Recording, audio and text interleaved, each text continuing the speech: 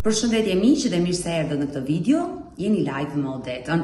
Ditën e sotme me live-in tim ne do shkojmë në Gjermani, do lidhemi me një zonjë, ajo quhet Mimoza, dhe është larguar nga Shqipëria me ambasadat në vitin 1990. Plot vite që ka kaluar në shtetin gjerman, aty ku ka krijuar familjen e saj, ka ikur vetëm 24 vjeçë nga Shqipëria.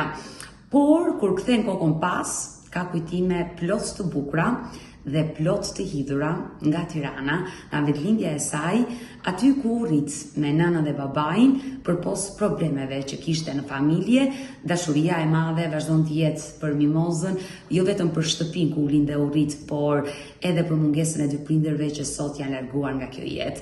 Ditën e sotme Mimoza do rrëfej jetën e saj, historinë e saj, por ka një kërkesë të çuditshme që ajo do kërkoj. Çfarë do kërkoj Mimoza? Kështu që do hap dritaren dhe do ftoj me njerë të zonjë për ta dëgjuar. E dashur Mimoza, përshëndetje. Përshëndetje. E lexova mesazhin tënd, por me thënë të drejtën nuk kuptova gjë. Vetëm thjesht lexova një radio që ka lidhet me një histori me ju, por se çfarë s'kuptova. Mua më ka ngelur fiksim ajo radio Mimoza, sepse ty po ta tregoj se si e transmeton ti, pastaj është po ta lej ty në dorë. Faktikisht në vitin 80, flas në kohën e Enverit, isha vetëm 14 vjeçë dhe 82 dolën ato radiot me se kujtoj unë. Dhe nga që ishte me emrin tim, ma blevi mami.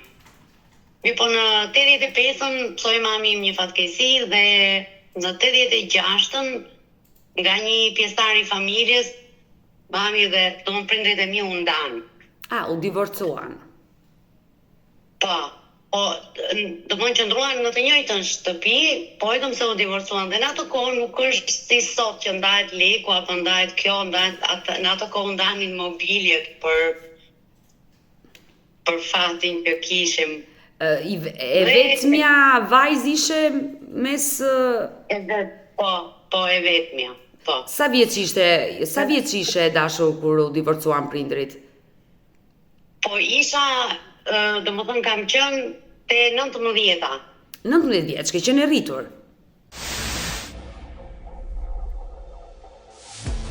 Si e përjetove ndarjen e prindërve? Shumë keq. Shumë keq. Ti vazhdo...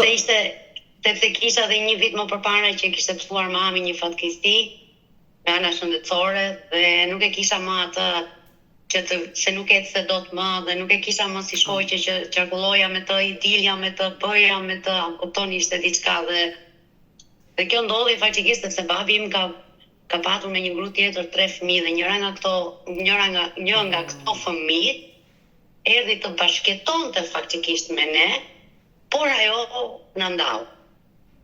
Por babai ka qenë i martuar përpara me një tjetër grua dhe kishte 3 fëmijë, pastaj u martua me nënën tuaj. Po. Por pas këto ishin më të rritur nga mua, më kupton? Dhe vajza e madhe e babit me gruan tjetër, ajo erdhi në fakt për të jetuar me ne sepse nuk i pëlqente ke joma dhe mami im ka qenë jo se ishte, se unë kam pas prindër të mrekullueshëm, edhe pse ndodhi kjo. E qartë. Por mami im nuk ka qenë asnjëherë njerë, domethënë për të 3 fëmijët. Po kjo nuk e din, futi ato të keqen, si përfundim u ndan dhe u ndan plaçkat. U kupton se në atë kohë kështu ishte. Por më lejon të bëj disa pyetje? Po. Kur motra jote nga babai erdhi në shtëpinë tuaj të jetonte me ju, sa vite qëndroi? Po, ajo qëndroi komplet 8 muaj. Brenda 8 muajve i bëri të gjitha këto. Ti ishe rritur në ato kohë kur erdhi motra?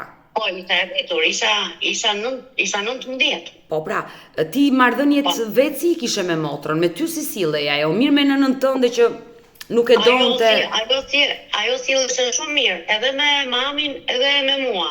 Por këto pjesët e tjera pastaj i bënte nga mbrapa pa ditur gjë. A kupton, sepse prindit e mi kanë pas një diçka, o detaj që kur debatonin kur në syn tim. Domethënë debatonin kur unë nuk isha në shtëpi ose kur isha në gjumë, se nuk ishte ky stili që të ulëriçin, të përtiçin, kupton, thash kam pas prindër shumë të mirë në fakt. E qartë. Por shkaku i divorcit kush ishte sipas babait që i tha nënës? Unë edhe sot që ato kanë vite që kanë ikur nga kjo jetë, unë edhe sot nuk e di dhe nuk di të t'jap përgjigje, sepse ato u bashkuan prap që të kuptosh thelbin. Ajo u ndan rrobat dhe ne kishim një televizor dhe radio Mimoza, që ishte pler për mua. Një radio me emrin Mimoza që t'ishte bërë dhuratë ty nga nëna edhe për hir të emrit tënd, Mimoza. Për hir të emrit, po. Dhe po në atë kohë nuk ishin shumë gjëra të lira, se nuk ishte leku siç është sot, i çik më tepër, kupton, ishin gjërat. E dashur Mimoza, në atë kohë jo vetëm që s'kishte shumë para, por nuk kishte edhe shumë plaçka të gjeje dhe t'i blije. Jo. E qartë. Dhe babi tha, okay, tha, mbani ju të televizorin, do marrë unë radion. Edhe unë dan, një dhomë. Më vjen është e qeshur e dhimbshme kjo që bëj, po se nuk dua të qaj. Por është realitet që ti e ke përjetuar. Po, dhe i the mamit, jepi televizorin, dua radion, jepi televizorin, nëse ato ndarjet i bërën ashtu dhe nuk u debatu shumë, më kupton? Ti jetove me nënën në një dhomë, ndërsa ai jetoi me vajzën e vet nga martesa e parë në një dhomë tjetër. Në dhomën tjetër, po. Pastaj mbas 8 muaj unë kisha mami në spital, ka qenë para vitit të ri. Do të thënë një javë para vitit të ri. Dhe do merrja mamin unë nga spitali sepse isha vetëm. Më kupton? Do merrja mamin nga spitali dhe më kishin thënë doktorat që ta marr vetëm për vitin e ri. Mami nga se vuante në ato kohë? Ishte ke plastika, ajo bëri një si quhen këto në fakt i dhim të krau dhe i bërën këtu ke rënza e kofshës, si e quajnë këto. Një ndërhyrje. Në fal, nuk më kujtohet. Bërën një ndërhyrje për të parë qarkullimin e gjakut dhe ato i prekën damarin kryesor. Po, dhe ju nxi këmba, ju bë, domethënë nuk i funksiononte më dhe a kupton, aq ishte, nuk u shpëtonte më si këmbë. Fatale kjo për shëndetin e nënës tënde. Shumë, edhe shumë, jashtëmase.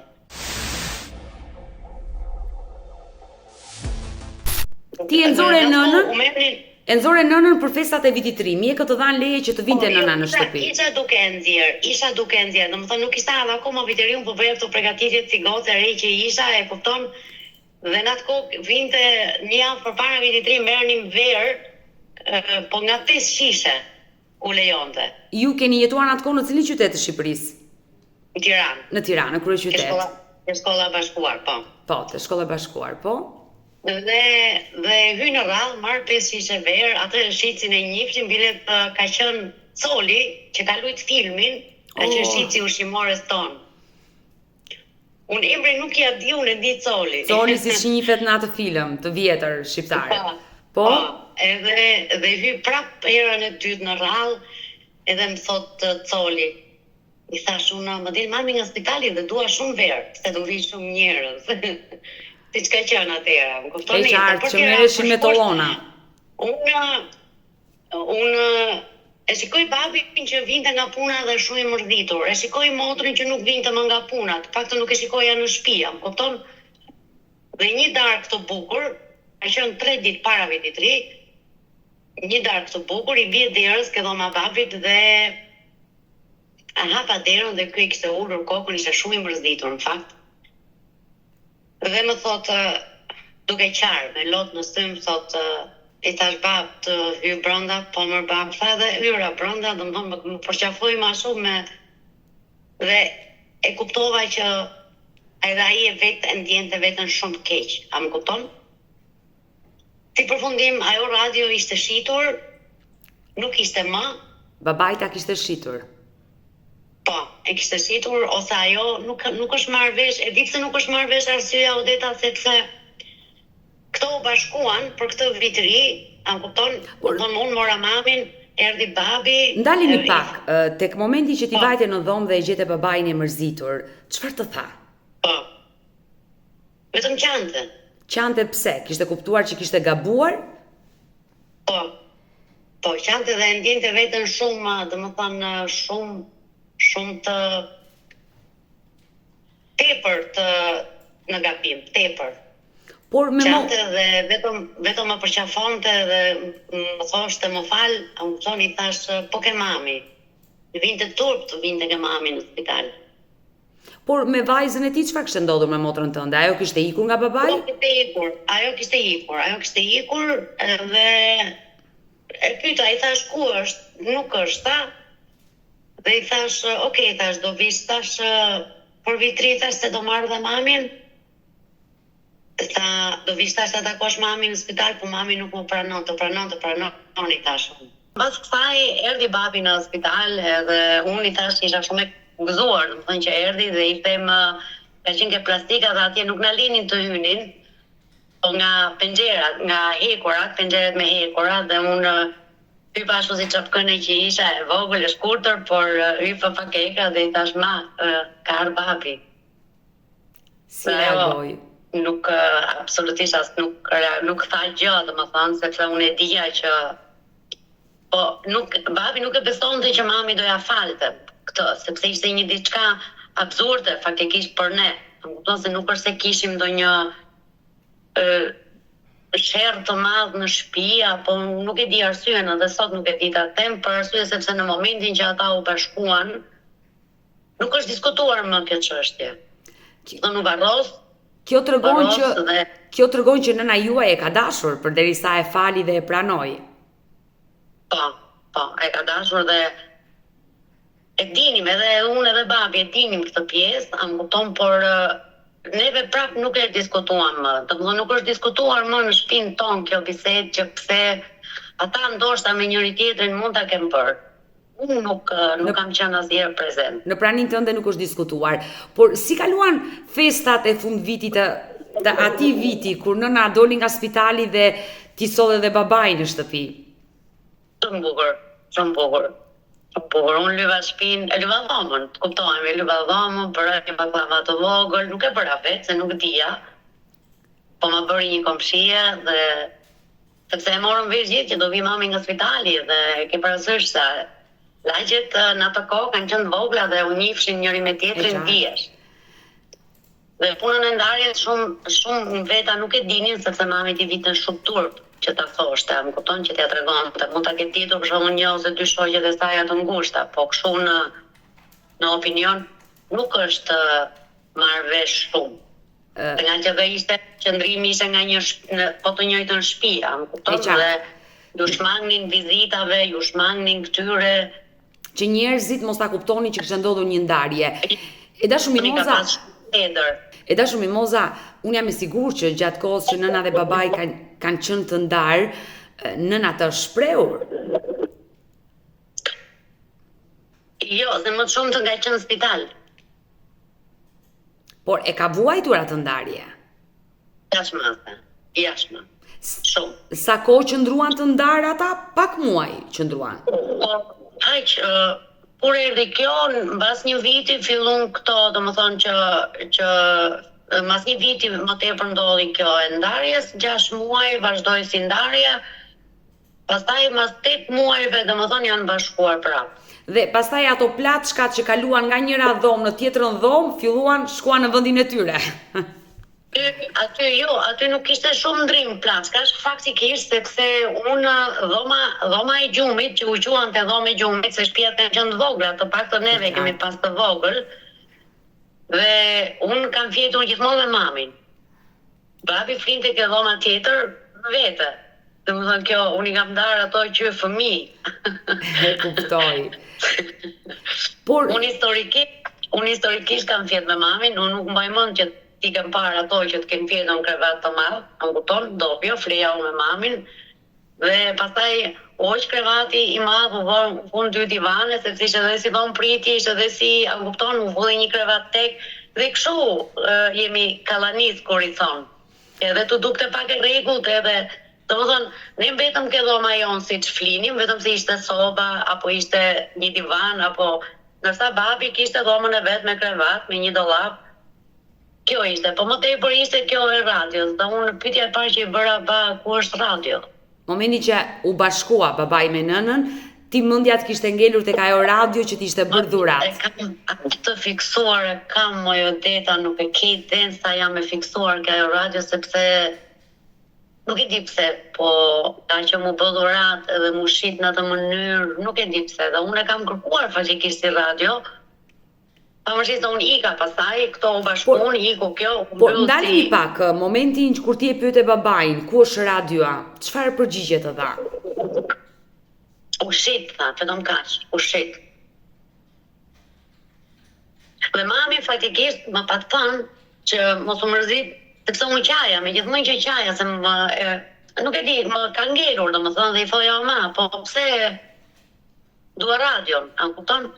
Të thash, jepi televizorin, mbaj radion. Si janë ato vajzat e reja. Dhe më tha, ata ta blen mami prap. Jo, po faktikisht ndryshuan gjërat, pastaj nuk u blema si radio, nuk u blema. Unë ika pastaj erdha në Gjermani, to babin më hoqën nga puna, se ishte koha ramizalisë, ishte komunizëm. Kalojmë te vitet 90 tani, momentin që babai me nënën u bashkuan, ti u largove, nise jetën tënde, ishe një vajzë e rritur në ato kohë. Qa viti ke emigruar nga Shqipëria për herë të parë? Me ambasadat në 90-ën. Po ti pas ke shumë vite që jeton në shtetin gjerman. Por dua të të bëj një pyetje, përpara se ti ike në Gjermani, në vitet 90 me ambasadat, e dashur Mimoza, kontaktet me 3 motrat e tua nga martesa e parë babai ti i mbajte, ato vinin aty? Ato kanë qenë 2 vajza dhe 1 djalë. Ke pasur dhe një vlla, 2 motra dhe 1 vlla. Pasi babai u bashkua me nënën, ato vinin, e takoni babai? Unë me këtë të madhen, me këtë që bëri këtë, unë nuk kam komunikuar më. Që kur ndau nënën me babain, ti vendose mos i flisje më? Unë nuk kam komunikuar më dhe sot ajo më kërkon numrin e telefonit, shkon ke kushërirat, pyet, bën, unë i kam thënë, domethënë për mua ajo është njëri që nuk ekziston. Që në atë moment, nuk e kam folur më, nuk kam komunikuar më, domethënë edhe kur e kam parë, kam bërë sikur sa kam parë, nuk kam pas fare. Edhe sot ajo gjendje ekziston. Por momentin që nëna dhe babai juaj po ndahej në atë kohë, që shkatërroi familjen tuaj, dhe kjo ndikoi sigurisht edhe në shëndetin e nënës tuaj, duam apo nuk duam, ti me motrën në atë kohë nuk mundet do të flisje pse po e bënte ajo këtë gjë? Po shkatëronte babain e saj? Jo. Nuk e kam bërë dhe ajo ishte më e madhe se mu, shumë më e madhe se mu.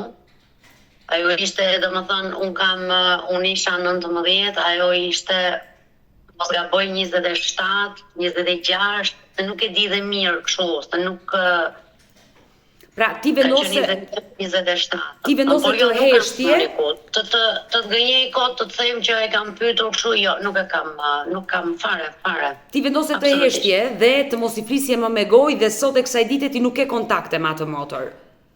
Ajo i vetmi kontakt që jemi parë ka qenë kur vdiq babi, sepse ajo iku masi unë emigrova në Gjermani, ajo iku mas 2-3 viteve me sa e di unë iku në Itali dhe atje jetoj, po dhe ajo nuk fliste më me babin.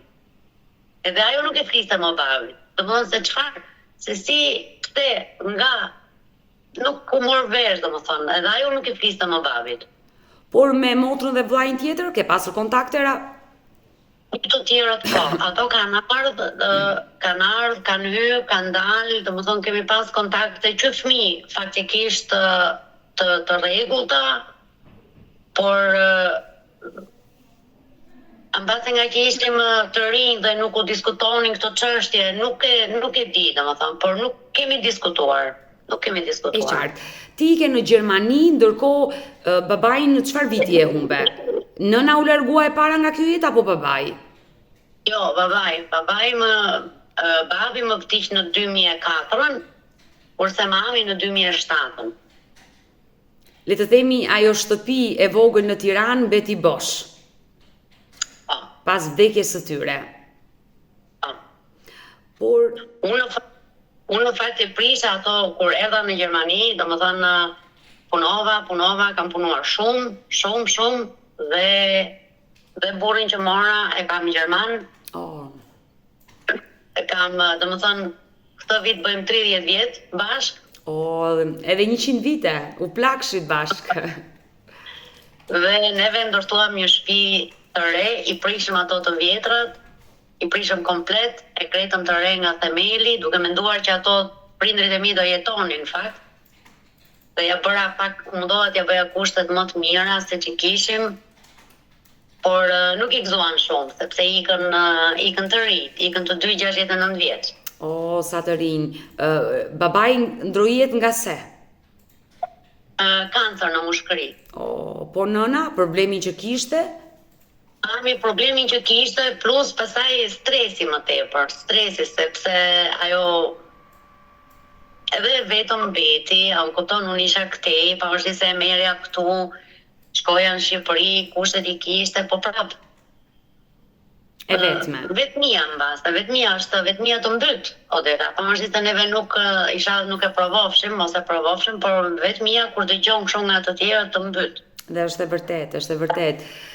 Më vjen keq që një humbur të dy prindrit, por ata janë atje lart në qiell dhe besoj janë krenar për ty. Them që po, mendoj që po, sepse jam munduar, në aq sa kam mundësi, domethënë me sa kam pas mundësi jam munduar. Pavarësisht se komshitë e mi thonë që mami dhe babit ka pas, jo vetëm vajzë, po kanë pas një djalë, sepse domethënë ja bëja ato komshitë që janë akoma, se unë po në të lagje, nuk kam ikur. E qartë. Dhe për shembull që ti ke bërë gjitha, mos të ngelet gjë pishman, po prindri të ngelet, sepse është një gjë aq më tepër kur jetë kaq larg. E qartë, është e kuptueshme. Tepër, se sa ju që jeni aty sepse keni një muhabet, pini një kafe, bëni një këtë, takoni një teze, një hall, kurse unë s'kam këtë takoj, domethënë dhe prindrit munesa ndjehet. E vërtet e dashur me moza, është e vërtet kjo që thuaj ti. Sepse në moshë, domethënë mosha prap prindri ndjehet, mungesa e prindërve ndjehet. Prindit ngelen prindër, çfarë do lloj moshe që të kenë. Dhe unë ndalemi tek radio. Qëllimi im këty është nga që unë di që emisionin e shikojnë shumë, dhe thash mbase me anë të te mund të ketë një njeri, unë e kam kërkuar, domethënë në vende të tjera, në pazar të ri, më pa thënë një bush që shet aty gjërat vjetra, më pa thënë që do ta gjej, po nuk është gjetur akoma. Dhanë një numër telefoni në Elbasan, e mora dhe atë dhe ai më tha, unë kam, tha, po janë, tha, nuk funksionojnë. Okej, tha, nuk njoh njëri që ta rregulloj, nuk e di çfarë ka dhe e lash. Pastaj kam parë një emision Report TV, Essence, në mos ngabohem. Po, kolegu jon është. Dhe ai kolegu ju aty ke dhoma dhe unë e shikoj sa herë vetëm se kur e kap kamera kolegun mrapa, ai ka një radio mimoza. Është e vërtet. Në skenografin që Eliani, gazetari, zhvillon emisionin Essence, ka një radio aty, por unë nuk e dija që ai ishte radio mimoza. Po, unë e kam parë edhe i kam shkruar mesazh, i kam thënë që me mesazhe, i kam thënë që atë radion aman ma shit mua, ai më dha një numër telefoni, u lidha me atë që mbante gjëra kështu antike. Ai tha nuk kam për momentin, por në rast se do e gjej, do të marr në telefon, do të shkruaj, edhe unë thash, unë do të shkruaj Odetës tash, edhe pas Odeta thash, po një thirrje aty ke emisioni. E dashur Mimoza, por pse ke kaq fiksim atë radio që ka dalë nga qarkullimi që para viteve 90? Le të themi janë të pakta radio mimoza që mund të kenë ngelur në Shqipëri dhe janë pikërisht ata njerëz që mbledhin koleksione të vjetra që janë të fiksuar dhe mund t'i kenë, që mund t'jenë me kokra, mund të them në Shqipëri. Pse e dëshiron? Domethënë je gati të shpenzosh vetëm të gjesh atë radio. Sepse më lidh me atë që ndodhi atëherë, më lidh sepse e kam pas shumë fiksim që në atë kohë dhe më ngeli shumë pishman që u shit.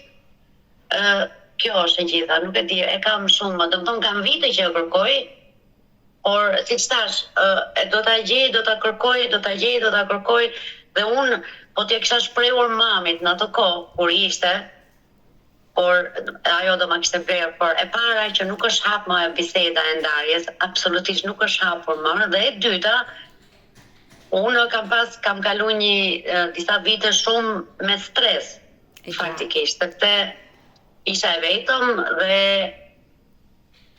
plus pastaj që siç thash babin më hoqën nga puna dhe u doja këtu u donte të punonte që ato mos t'i mungonte asgjë. Pastaj njofta me tim shoq edhe ky më dha krah.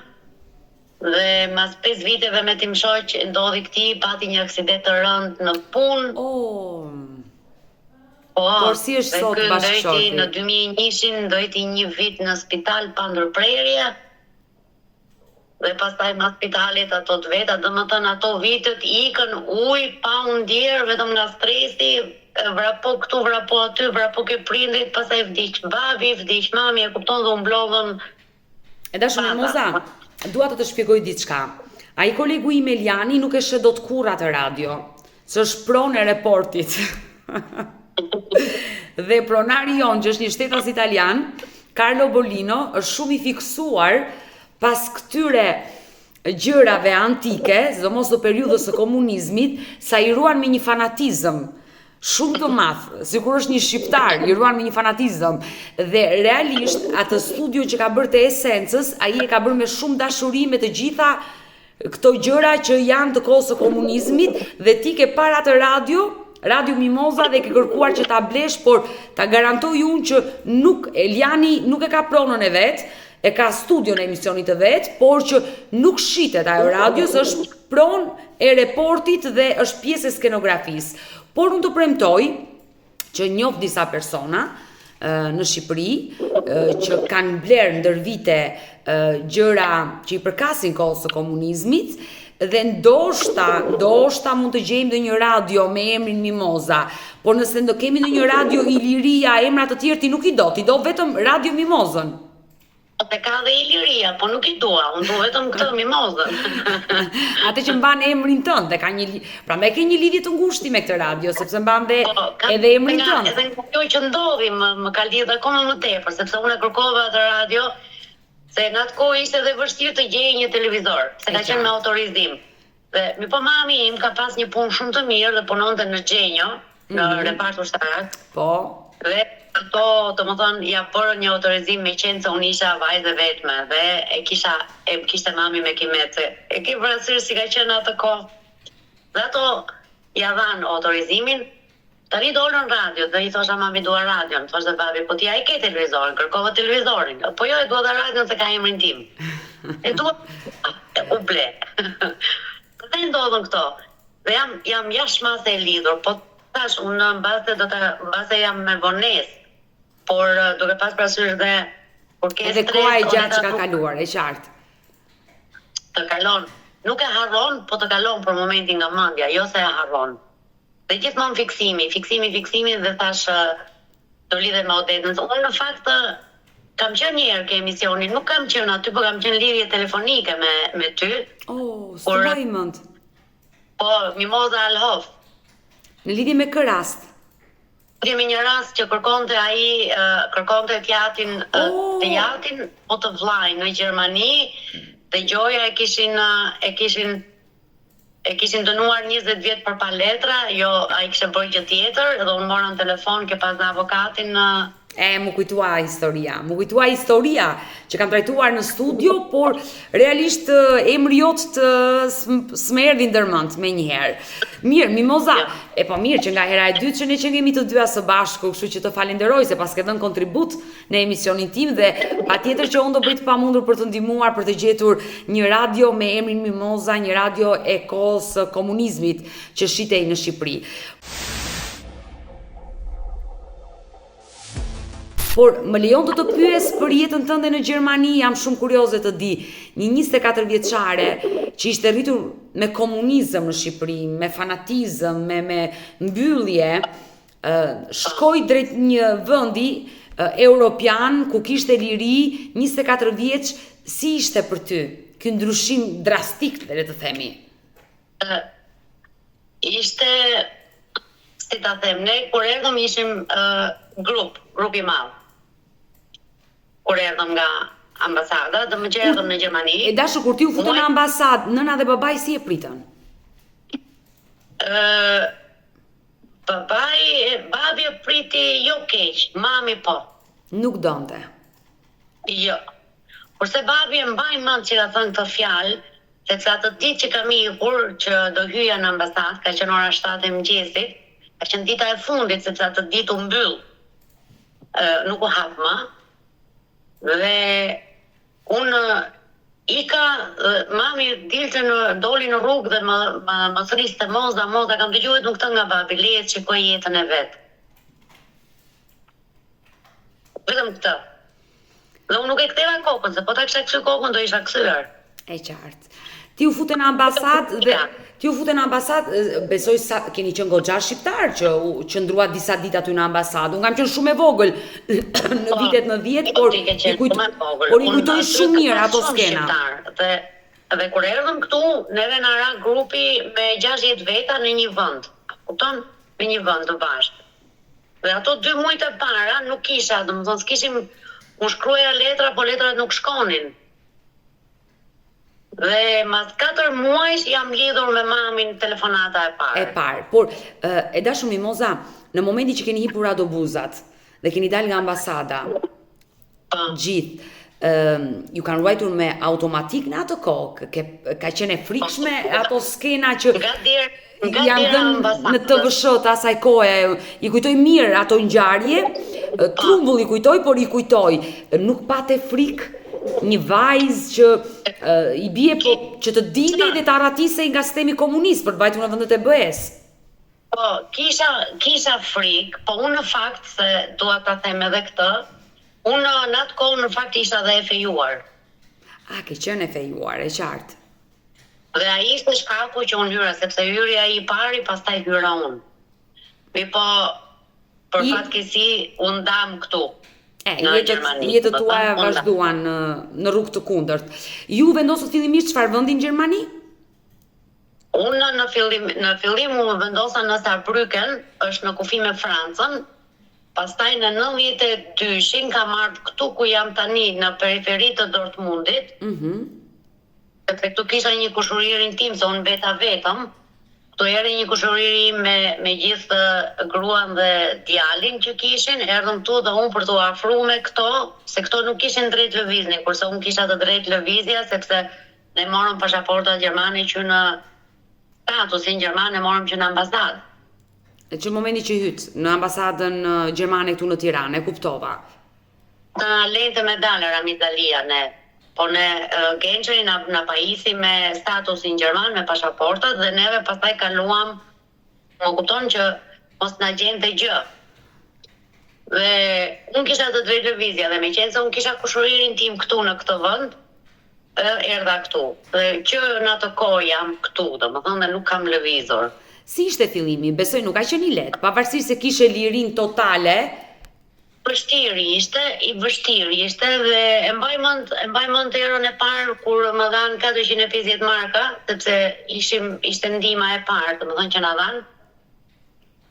Dhe unë i pash kështu dhe nuk dija se çfarë të bëja me këto lekë.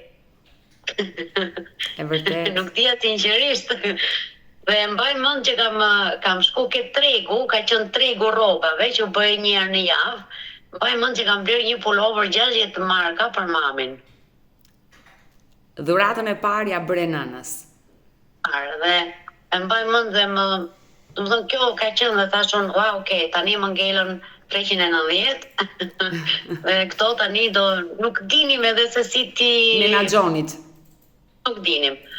Pastaj me anë të gjermant, ato komshit që na ishin aty afër në fshat, ato megjithëse që na kanë ndihmuar jashtë mase, dhe ato më dhanë me atë gjuhën e zinim që fare, vetëm pak anglisht nga shkolla, më dha numrin e telefonit dhe kjo ishte pastaj që u lidha me mamin. Në telefon për të parë mas 4 muajve. Ajo mendonte se unë nuk doja më të flisja nga që unë kisha vujt me të me smundjen e saj dhe kishte ato iluzionet e veta, më kupton? Pastaj filluam me letra. Jeta ishte e vështirë, por unë mësova një gjë që këtu që të punosh duhet gjuha. Jo vetëm aty, kudo që të shkosh, po s'dite gjuhën, je me mec. Është tamam, por dhe unë i hyra gjuhës dhe këto na çun edhe në shkollë, unë i hyra gjuhës, po i hyra me një fanatizëm sepse thash ato prindërit e mi ngelen vetëm me një pension invaliditeti të mamit. Edhe kishe kokën mbrapa për ata të dy. E kisha. Por ja dola pavarësisht se ato nuk jetuan shumë gjatë, por domethënë ja dola dhe pastaj njofta tim shoq mas 5 viteve jam lidhur me këtë në 95-ën. Je martuar herët, në 95-ën je martuar me bashortin tënd.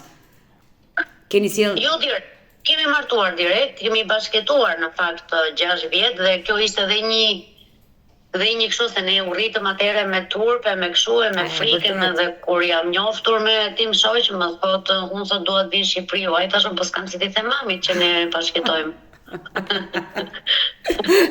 Kishe frikë të tregoje.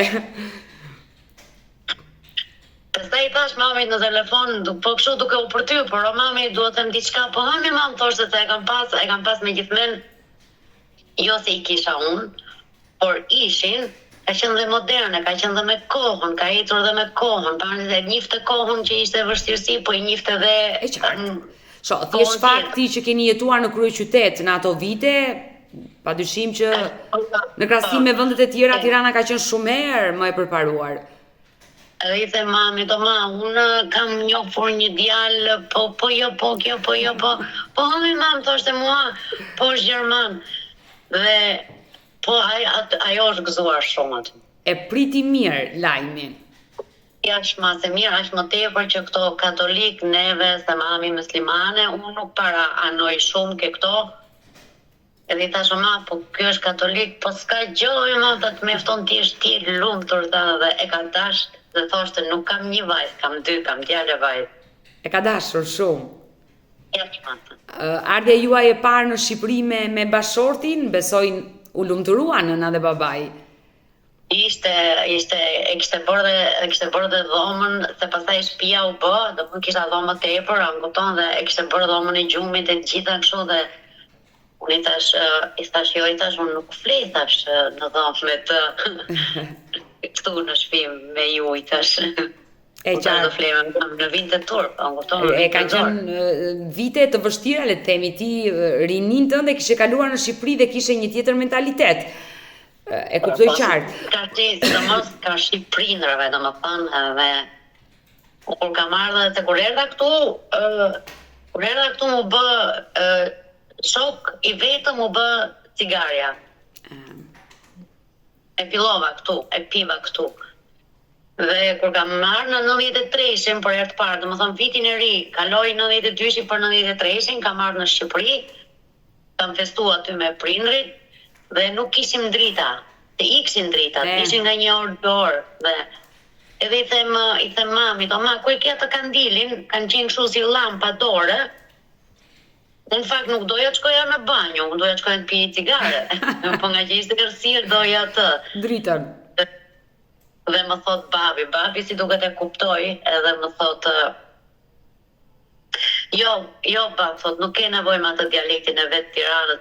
Jo bab, thot, nuk ke nevojë me dalë softofët, thot, po merre nizve, thot, edhe ma drejton. E qartë. Thash po do ta pish ta. Ti e pinta, nuk është, unë e kuptoj, tha. Ti tha e ke fillu, tha, por që nuk e pse më qifesh, tha, nuk e pse më qifesh më, tha, më kupton? Domethënë se i atje, jeton atje nuk të kontrollon njëri. E qartë, një tjetër jetë kishe nisur. E tash Mimoza je bërë nën? Fatkeqësisht jo. Nuk je bërë nën. Po mirë, okay, Zoti ka dhënë personin që dashuron, jeton e lumtur. Kishte im shoq që tash ato aksidentin mas 2001-shin ndodhi që nuk jam bërë. Po mirë, ash mirë bashorti sot me shëndet? E ka kaluar? Jo, mirë. Ka ato, domethënë ka pak që duhet të matet, nuk ecën dot shumë, nuk është të prapë. Domethënë është mirë me çka qenë, është shumë mirë. Dhe mua më vjen mirë që jeni të lumtur të dy së bashku. Sinqerisht u preka nga historia që më tregove, por ta premtova që do flas me disa njerëz që njoh për të gjetur atë radio, sepse gjithë qëllimi radio ishte që ti u lidhe me mua. Mirë, e dashur Mimoza, numrin tim e ke, kështu që do mbetemi në kontakt të përqafoj dhe të pudh nga Tirana. Unë faleminderit shumë, të falenderoj dhe ty dhe stafin jeni të mrekullueshëm. Faleminderit zemër, mirupafshim. Mirë të dashur miq, ne kemi ardhur në fund të kësaj video. Unë ju falenderoj që ndruat me mua deri në fund të këtij programi. Ju bëj thirrje të gjithëve ju që jeni duke na ndjekur, kushdo që ka koleksione të vjetra, objekte të viteve para 1990-s dhe sidomos radion me emrin Mimoza, është i lutur të na kontaktoj, pasi zonja Mimoza që jeton në Gjermani, që ka të njëjtin emër me atë radio para viteve 90 që shitej në vendin ton, është interesuar ta blej me çfarë do lloj çmimi, vetëm ta ketë si kujtim në shtëpinë e saj. Kështu që më shkruani kushdo që mund të ruaj një radio me emrin Mimoza në shtëpinë e vet, në koleksionet e veta. Numri i telefonit është 069 99 55 698 që ndodhet poshtë ekranit tuaj. Por dhe nëse keni një histori për denoncuar, kërkoni që zëri juaj të dëgjohet në këtë live, mos hezitoni të më shkruani edhe në rrjetet e mia sociale, në Instagram dhe në Facebook, sigurisht me të njëjtin emër, Odeta Dume Mandro, dhe këto janë faqet e mia zyrtare. Ndërsa këtu lart tek fotoja ime mund të klikoni dhe të abonoheni, të bëheni pjesë e kanalit tim këtu në YouTube, ku çdo paradite hy live me këto histori shqiptare. Faleminderit që më ndiqni dhe takohemi nesër live.